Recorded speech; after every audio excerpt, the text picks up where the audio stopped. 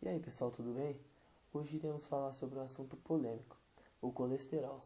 Esse trabalho foi realizado para a disciplina de Exame Diagnóstico por Imagem e Fisioterapia e faz parte do seminário de 2018. Nosso tema é colesterol sérico. Os acadêmicos são Alice Bustamante, Fernando Augusto, Gustavo Carmo, Nathalie Lange, Matheus Henrique e Pedro Henrique. Colesterol sérico refere-se ao nível de colesterol total no sangue de uma pessoa. A determinação do colesterol total faz parte do perfil lipídico do sangue, que são determinações de triglicérides, lipoproteínas e colesterol ligado às lipoproteínas. O que é colesterol? O colesterol é um tipo de gordura que está presente no organismo de todos os animais. Ele é o principal esterol produzido no tecido animal. O colesterol é composto por 27 átomos de carbono, todos provenientes da acetilcoenzima A. Sua maior característica é ser uma molécula hidrofóbica, o que quer dizer que ela não interage com a água. O colesterol é essencial na fisiologia humana, pois é um reagente de partida para a síntese de ácidos biliares, hormônio, além de constituir a estrutura das membranas celulares. A maior parte do colesterol presente no corpo é sintetizada pelo próprio organismo, no fígado e no intestino, sendo apenas uma pequena parte adquirida pela dieta. Portanto, ao contrário de como se pensava, os níveis de colesterol no sangue não aumentam se não ingerirmos quantidades adicionais de colesterol através da dieta, a menos, claro, que haja um distúrbio genético. Funções do colesterol. Você já percebeu que todas as vezes que ouvimos falar em colesterol, pensamos em veia entupida? O colesterol possui várias funções importantíssimas em nosso organismo, como a produção de vitamina D, que aumenta a absorção intestinal de cálcio e intervém na regulação do humor, de ácidos biliares, que auxiliam a digestão, e na produção de diversos hormônios esteroides, como o cortisol e a aldosterona. O cortisol estimula a quebra de proteínas, lipídios e providencia a metabolização da glicose no fígado, e a aldosterona tem como principal função a regulação de eletrólitos. É o colesterol que permite nosso organismo produzir os hormônios sexuais, progesterona, que permite a mulher ovular e prepara o corpo da mulher para a gravidez, os diversos estrógenos, que também está relacionado com a ovulação e com o desenvolvimento de características femininas, e a testosterona, que é o principal hormônio masculino e desempenha um papel fundamental no desenvolvimento de tecidos reprodutores masculinos e promove também características sexuais secundárias, como o aumento da massa muscular e crescimento de pelos. O colesterol também tem uma função muito importante de estrutura. Ele faz parte das membranas celulares e dão à célula a possibilidade de estabelecer uma fronteira entre o meio intracelular e o meio extracelular. As lipoproteínas. O colesterol é insolúvel em água e, consequentemente, no sangue. Para ser transportado através da corrente sanguínea, ele se liga a diversos tipos de lipoproteínas. Os lipídios da dieta são sintetizados no intestino, vão para a circulação sanguínea sob a forma de quilomicrons e são retirados dessa circulação pelo fígado. No fígado, os triacilgliceróis e o colesterol, que excedem as necessidades dos hepatócitos, são utilizados para a síntese das VLDL. As VLDL são exportadas para os capilares que irrigam os tecidos extrahepáticos e ali os triacilgliceróis são hidrolisados. E esse processo resulta na formação das IDL. As IDL possuem então uma taxa maior de colesterol. Assim, uma parte delas volta para o fígado e a outra vai para mais um ciclo de remoção de triacilgliceróis, agora pelos tecidos periféricos, formando agora as LDL. As LDL são as lipoproteínas plasmáticas com maior teor de colesterol no sangue, que transportam esse conteúdo para os tecidos. A sigla LDL significa lipoproteína de baixa densidade, considerada como colesterol ruim. No sentido reverso das LDL, temos a HDL, que fazem a remoção do colesterol dos tecidos.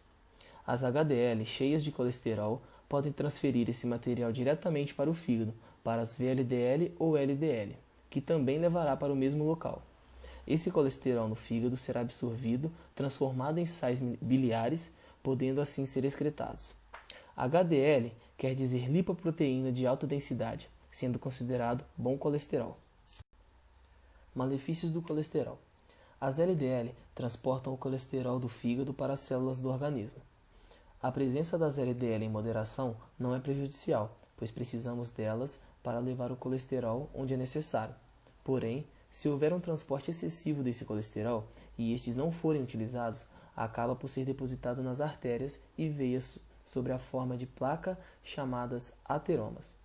Estas placas causam lesões e acabam por determinar um estreitamento de artérias, desencadeando a formação de coágulos que podem impedir a passagem de sangue. O problema é que esse bloqueio da passagem do sangue para o tecido em questão pode diminuir ou até interromper a chegada de oxigênio, podendo causar morte celular. Isto é o que acontece nos casos de infarto do miocárdio, AVC e embolia pulmonar. Por outro lado, há uma correlação inversa com o nível de HDL, que, quanto maior sua concentração no sangue, menos a chance de desenvolver a aterosclerose. Fatores genéticos. Hipercolesterolemia familiar. A hipercolesterolemia familiar é uma doença genética do metabolismo das lipoproteínas, cujo modo de herança é autossômico, codominante e que se caracteriza por níveis muito elevados do colesterol da lipoproteína de baixa densidade, a LDL, e pela presença de sinais clínicos característicos, como xantomas tendíneos ou epidérmicos e risco aumentado de doença arterial coronariana prematura. Defeitos em genes como LDLR, ApoB e proproteína convertase subutilizina-queixina tipo 9 podem causar esse tipo de doença. Colesterol na gestação. A elevação dos níveis de colesterol é comum na gravidez e pode aumentar em até 60%. O motivo principal são as alterações hormonais de estrógeno, progesterona e do hormônio placentário. É preciso também destacar outros fatores que também favorecem o aumento de colesterol, como o hipotireoidismo e o diabetes gestacional. Os riscos mais frequentes são o desenvolvimento da aterosclerose e o aumento de fenômenos trombóticos, como trombose de veias e embolia pulmonar. Já em relação ao bebê, existem descrições de início de estrias de gordura nas artérias do recém-nascido, que representa o início da aterosclerose e predisposição de um futuro problema cardiovascular. Alimentação ruim. Os níveis de colesterol sanguíneo são diretamente afetados pelos hábitos alimentares. O consumo de gorduras saturadas e gorduras trans são os principais fatores do aumento de colesterol. As gorduras saturadas são encontradas em alimentos como carne vermelha, leites e seus derivados e ainda em produtos de pastelaria e confeitaria. Aparece também em produtos processados juntamente com as gorduras trans, como bolachas, doces, salgadinhos, peixe frito, molhos e em produtos de fast food, como pizzas, batata frita, hambúrgueres e comidas congeladas. As gorduras trans aparecem em gorduras vegetais modificadas, que se apresentam na forma sólida à temperatura ambiente, como alguns tipos de margarina e chocolates. Estas gorduras simultaneamente aumentam os níveis de LDL e diminuem sua taxa de destruição. Alimentação saudável. Uma das principais maneiras de diminuir e manter baixos níveis de colesterol no sangue é ter um hábito alimentar saudável. Uma alimentação saudável está diretamente ligada ao equilíbrio e à variedade da dieta. Para que o nosso organismo funcione de forma adequada, é preciso consumir alimentos com vitaminas, minerais, proteínas, fibras, gorduras e carboidratos. Sendo assim, comer bem significa ingerir vários tipos de frutas, legumes, verduras, cereais, carnes magras e evitar o consumo de alimentos citados anteriormente como ruins. Alimentos que contêm fibra, como os vegetais, não só auxiliam no controle do apetite e numa ingestão alimentar mais controlada, quantitativamente e qualitativamente, como aumentam a excreção de colesterol a nível intestinal. As gorduras insaturadas, que se encontram em alimentos como azeite, óleos vegetais, naturais, sementes, frutos oleaginosos e peixes gordos, estão associados à diminuição de LDL e o aumento dos valores de HDL.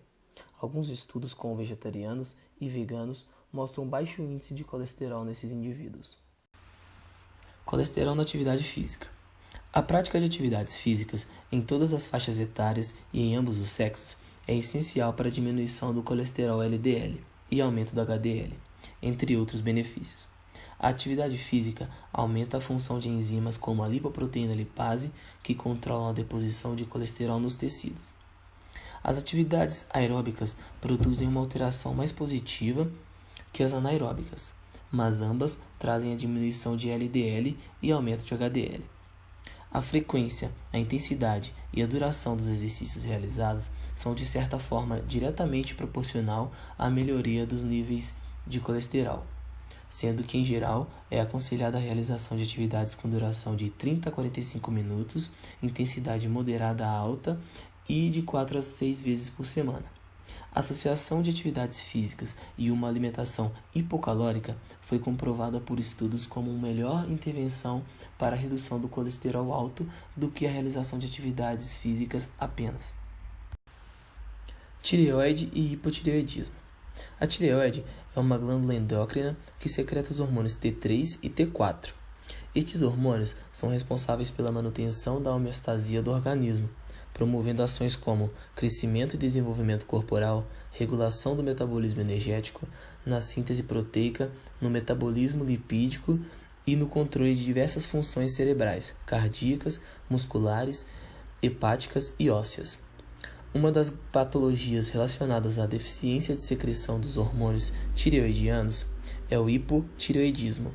Estudos e pesquisas correlacionam o aumento de LDL e triglicerídeos e a diminuição de HDL em pessoas que possuem essa disfunção tireoidiana, causando assim hipercolesterolemia. Medicamentos. Os fármacos indicados e mais utilizados no tratamento das dislipidemias e principalmente no controle dos níveis lipídicos são das classes das estatinas, resinas sequestradoras de ácidos biliares e fibratos. A classe das estatinas inibem a formação de novo colesterol no fígado, mas não afetam o colesterol ingerido, enquanto a classe das resinas sequestradoras de ácidos biliares impedem a reabsorção dos ácidos biliares, os quais são formados no fígado a partir de colesterol. Já a classe dos fibratos diminui modestamente o mau colesterol, através do aumento da atividade da lipoproteína lipase. Em geral, os antilipidêmicos são bem tolerados, mas podem causar efeitos adversos como cefaleia, flatulência, dores musculares, prurido e enxantema cutâneo. Precauções antes do exame. Para que seja determinado o colesterol total através do material sanguíneo, é indispensável respeitar algumas orientações, que são: deve-se estar em jejum com exceção da água durante 12 horas, evitar alterações na dieta nos dias anteriores ao exame, evitar o consumo de álcool por pelo menos 72 horas antes do exame, não realizar atividades físicas vigorosas nas 24 horas que antecedem ao exame e suspender, sempre que possível, por 24 horas, o uso de medicamentos que possam atrapalhar no resultado do exame. Determinação do colesterol. Para análise do colesterol, é necessário ter como amostra soro ou plasma heparinizado, ou seja, que se utilizou de heparina, que é um anticoagulante. Existem vários métodos para análise do colesterol, mas o mais utilizado é o enzimático. O que acontece nesse método pode ser observado na reação química apresentada. Os ésteres de colesterol são hidrolisados em colesterol e ácidos graxos pela enzima colesterol esterase. O colesterol livre é convertido em coleste-4 em 3-zona pela enzima colesterol oxidase na presença de oxigênio para formar peróxido de hidrogênio, ou mais conhecida como água oxigenada. Um complexo corado como cromogênio vai ser formado a partir do peróxido de hidrogênio da 4-aminodipirina e do fenol sob a influência catalítica da peroxidase. Esse composto colorido avermelhado, formado a partir dessa reação, vai ser medido fotometricamente. Aparelhos usados na determinação do colesterol.